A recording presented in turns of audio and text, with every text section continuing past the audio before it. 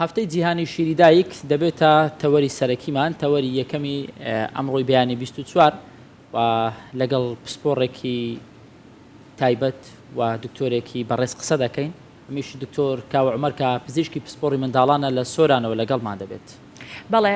سلااوت لێ بێ دکتۆر بەیانیت باش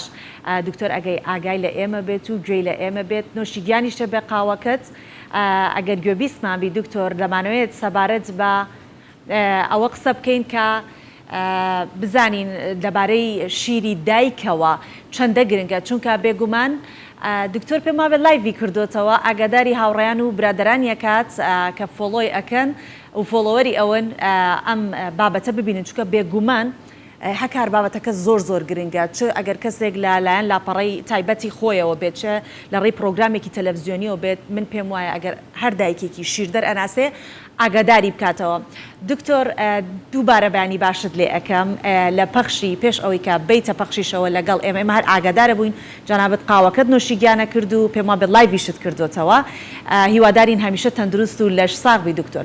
پێش هەموو شتێک با بزانین تا چەندە گرنگە کە دایک بە شیری خۆی منداڵەکەی پەروەردە بکات بە تایبەتی لەم هەفتەیەکە ئەیتر دەمانێت گفتوگۆی زیاتری لەسەر بکەین و دایکان زیاتر هۆشیار بکرێنەوە. وڵا بابەتەکە زۆر گرنگە بەڕاستی بەس کاتەکەی زۆر گرنگ نییە ها ئەوە بە لە ئێساوە پێتان بڵێن ئەو کاتێ ئێوە داتان ناو بۆ خەڵک ئێستا زۆربەی ینی بەداخەوە زۆربەی دایکەکان نووسون ئێمەش ئەو پرۆگرامە ئەو هینە بەرنمەیە بۆ دایکماندانەوە هەتا دایکەکان سوودی لە وەرگرن باشتر سوودی لە وەرگرن چکە بابەتەکە زۆر گرنگە بەڵام بە هەر حاڵ ئێمە با باسی شیرەکە بکەین. شیری دایک تەمان زۆربەی دکتۆرەکان باسییان کردو لەسەر موزۆی شیری دایک سوودەکانی چییە خۆ خەڵکیش هەمووی دەزانێت سوودەکانی چییە بەڵام لێرە مشکلەمان لە سوودەکانی نییە مشکلمان لە تێگەشتنی دایکەکانە کە ینی شیر بدەن بە منداڵیان بگەنە قەناعەتێک کە شیری خۆیان بیان بە مناڵی خۆیان نەک تاخیر شیری خۆیان بدەن یان ئەوەیە مەسەن مناڵی یەکەم مەحروم بکەن لە شیری مناڵ لە شیری دایک و مناڵی دووەم نیو شیری مناڵی بدەنێ مناڵی سێهەم ئیتر خەڵکەکە دەست پێ دەکات بە دەزانێت کە هەڵەی کردووە کە شیری خۆی نەداوەتە منداڵی. بەڕاستی شیری دایک شیرێکی زۆر گرنگە یعنی چەند ئێستا باسی شیری دایکین ئەوەن دەکەمە زۆرش دکتۆران باسییان کردووە کە سوودەکانی چییە لە خواردنەکانی لە پرۆتینەکانی لە چۆرەکانی بۆ بەرگری مناڵ بۆ چای مناڵ بۆ بەرگری مناڵ لە زۆر نەخۆشی کە مناڵەکان تووشی دەبن مەسەڵەن ناهێڵە مناڵەکە قەڵەو بێن ناهێڵە تووشیش نەک نەخۆشی شەکرۆشتانە کەمەکاتەوە ڕقەم یەک ئەوانە ئەو سوودانە زۆر گەورەیە باشە خەڵکەکە لی نازانێت بەداخەوە. دکتۆر پێش ئەوەی کە هاکاری هاوکارم پرسیاری دیکە لە جەنابتان بکە من ئەوەندە بڵێم کە کاتەکەی ئێمە ئەگەر هەشتی بەیانیش بێت لەگەڵ ئەوەی ئەمە لە سوشیال میدیای کوردستان 24 تەواوی قسەکانی جەنابەت بە پارچەدا ئەمرێت جگەلەوەی کە لە یوتیوب و دواتر خەڵکی شێریەکە دڵنیا بکە پەیامەکەت ئەگات بۆیە میوانداری جەنابتمان کردو کە شارەزایەتکی باشت هەیە لەو بوارە و هیوادارین کە ئەو هەموو ڕێنمانەی کە دەیڵێیت وەکو خۆی بگاتە هاوڵاتیانمان بە تایبەتی دایکانی شیردەر. بەڵێ کاک دکتۆر هەم ئێمە وەکو میدیا هەم بەڕێز وەکو پسپۆڕ ینی ئەرکەچی مرۆڤانە و ئەرکەچی ئەخلاقانەیە بمانەوەی پەیامەکەمان باشترین شێوە بگات دڵنیان کە بەڕێزیشت دەبینین لە سوشیال میدیا بە باشترین شێوە پەیامەکانت وە ڕێنماییەکانت بە دایکان دەدەیت بۆیە بە گرنگمان زانی لەگەڵمان بێ. کاک دکتۆر لەسەرەوەی کە زۆر جار تۆ پسپۆڕی دیکەی بەڕێزی وەکو جەنابەت ڕێنمایی دەدا بەڵام کەچی دایکان هەر بە قسەتان ناکەن بە قسەی پزیشکان ناکەن ینی دەمانەوێت باز لە کاریگەریەکان لە مەترسیەکان بکەن ئەگەر بێت و بە قسەی کەسانی شارەزا و پسپۆڕ نەکرا لە پێدانی شیر بە منداڵ شیری دایکان چی بەسەر منداڵەکان دێ؟ واللهی خۆی ئەوە شتێکی گرنگە تەوان ئایا چۆن یعنی بتوانی دایکێک یەکەم مناڵی هەبێ نۆبەرەی هەبێ بتوانی قەناعەتی پێبێنی کە شیری خۆی بداتێ بەڵام زۆر هۆکار هەیە کە دەبینی شیری خۆی ناداتێ لە برەوەی شارەزایەکی بەتابەتی ئەو ژنان ئەوانەی هینە نۆبەریان هەیە شارەزایەکی زۆری نییە نازانێت سوودەکانی عمری بڵێن لە بیستەکانە ئەوانە داخلی سوسیال میدیا بوون ینی بەڵام داخلی بابەتی ینی خواردنی منداڵ و ئەو شتانە بڕک زانیاریان کەمە کە دەستم پێکرد من لە سوسیال میدیا و لە ئینستاگرام ئەو شتانە من هەدفم ئەوە بوو زانیاری بڵاوکەمەوە بۆ ئەو دایکانە کە سوود لە خواردن ببینم بۆ منداڵەکانیان بەڵا زۆر خەڵک هات و ئێوە زۆر باسەکەوت وەڵا ئێمە هیچمان نازانین لەو شتانە مشکلی ئێمە ینی خەڵکەکە خوێندەوارە بەڵام ناخینێ ینی مەسەن ئێستا فەرقی هەیە تو لەگەڵ ئەڵمانیا و لێرە مەسەن دایکێک لە ئەڵمانیا دەبینی ئەڕوا کتێبە خێنێتەوە کتێب لەسەر شیری دایکە خێنێتەوە کتێب لەسەر پەروەردەی دایکە خێنێتەوە کتێب لەسەر چۆن مامەڵە بکە لەگەڵ مناڵەکەی بەڵام لێرە ئەو شتە نییە لێرە هەر جۆڕاگرن ینی ئایانەوێ تەنها شتەکە حەزەکەن گویان لێوێت تااقەتیان نییە بخێنەوە باش ئەوەش مشکلەیەکی گەورەمان هەیە لێرە باش باشە دکتۆر دەمانوێت کاتەوا بێت لەو پرسیارانەوە زیاتر چۆنەڵێ بکۆڵینەوە کە ئەو دایکانەی تازە ئەبن بە دایک ئەوە شیر ئەدەن هیچی لێ نازانن ئەویش ئەوەیە کە دانانی پۆزیشنی منداڵەکە لە باوشە هیچ باڵێن جیاوازیەک هەیە یاخود کاریگەری هەیە ئەگەر پۆزیشنی منداڵەکە بۆ وەرگرتنی شیر لە باوشی دایکیا بێت شیر کەم بکات یا زیاب بکات جۆری گرتنە باوش کاریگەری هەیە یاخود نیەتی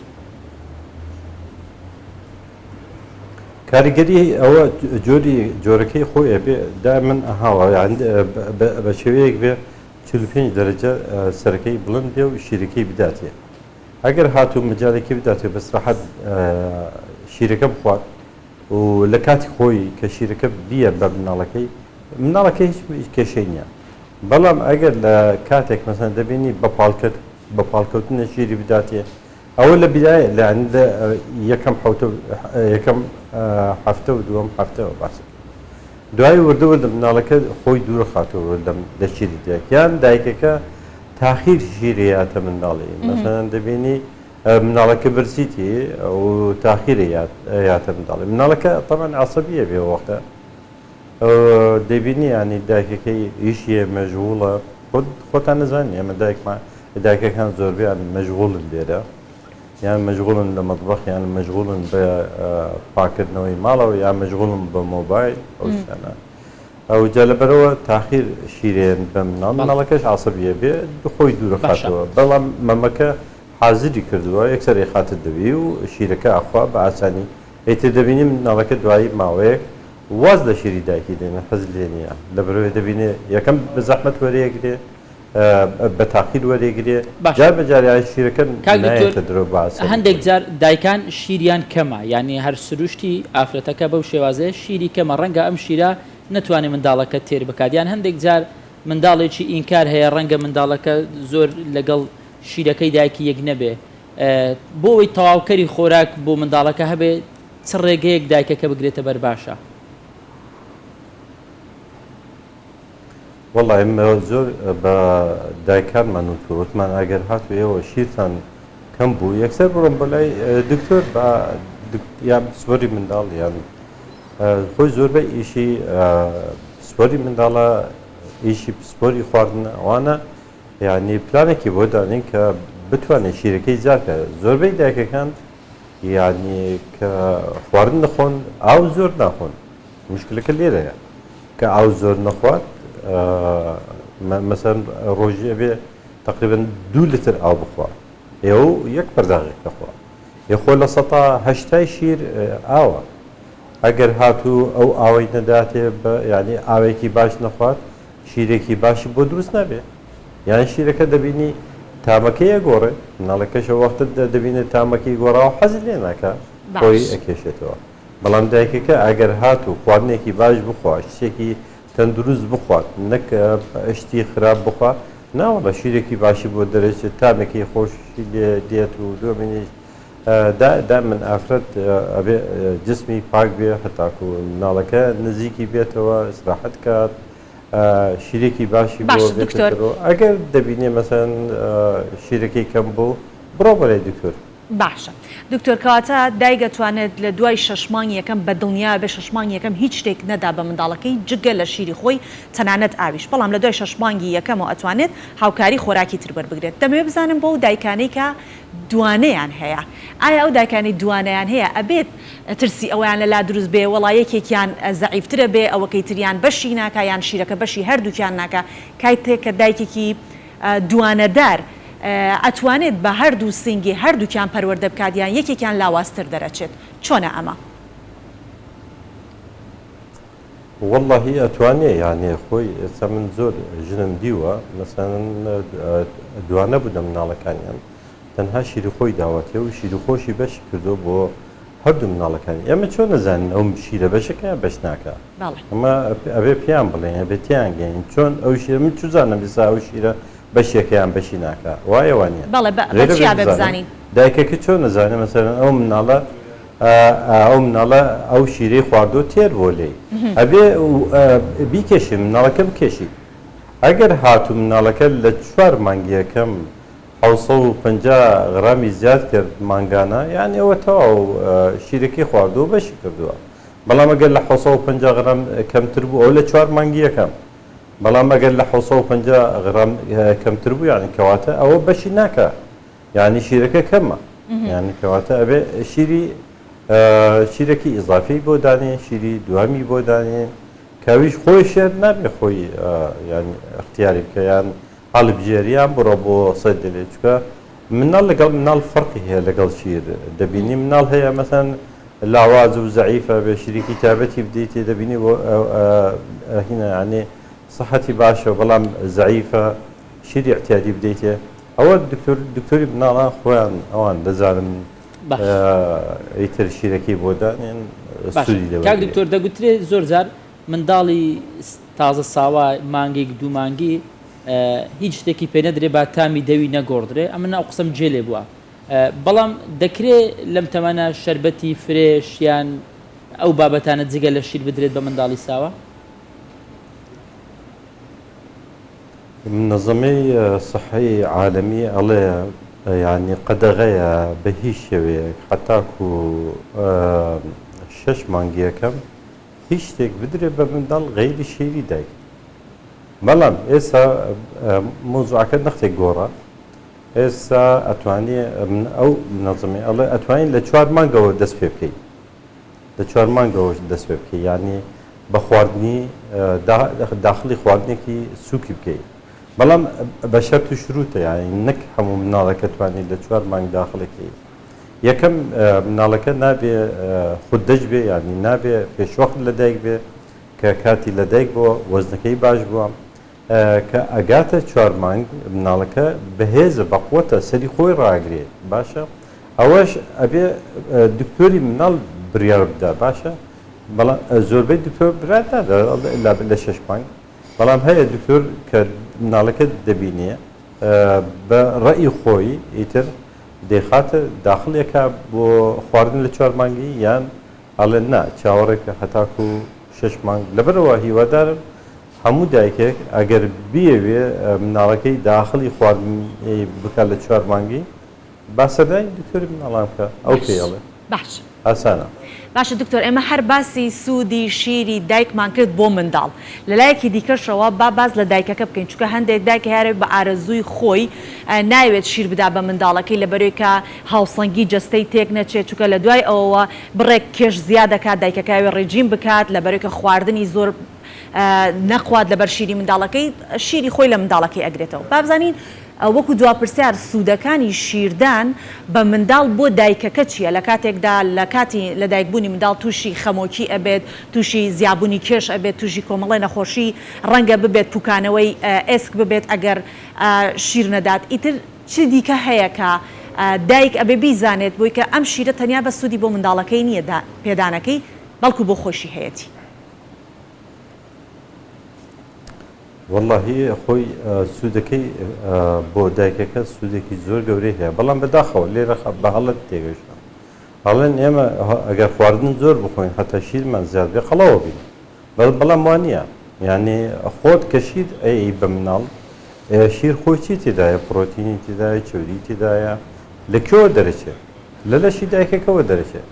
یعنی کەواتە لە لەشی دایکەوە ئەو خواردن دێت دەرەوە یعنی کەواتە ئەگەر شیری دایک شیری خۆی بداتێ قەڵەو نابێ پێی باشە ئەگەر خواردنیش بخوات قەڵەو نابێت ئەوە لە کتێبی طبی هەمووی بەحسەکات باشە بەڵام لێرە نا ئەڵێن نا ئێمە ئەگەر خواردن بخۆین دوای قەڵەو دەبین ئەوە وەزنم زیاد بووە ئێقەینا کە تۆ کە وەزنی خۆت دەکەیت و مەمکت پڕ لە شیرە بۆتە 2 کیلۆ کیلۆیەک لێرە و کیلۆیەک لێرە شیری تایە ئەو بۆ خۆت وەزنکەی ئێتەما وەزن زیادە بەڵام ئەگەر بەتاڵیکەی وەزنەکە دەگەڕێتەوە سەر تەبیعەتە وەختە خۆت دەزانی کێشەی خۆت چەنە ئەو لایەک لە لایەکان لای دووهەم هەندێک دایکەیە لەبەرەوەی عمریان دەبینی 20 و 21 ساڵ وانەیە خەڵک زۆر تەسیریان لێ دەکەیانی ینی دەوروبەر تەسیریان لێ دەکا ئەو شیرت خۆت زەعیفی خۆت مناڵەکەت لاوازە مناڵەکە زەعیفە لە فێری شیری قوتوو بکە با تێر بێ با قەڵەو بێ خەڵکی لا ئێمە تەنها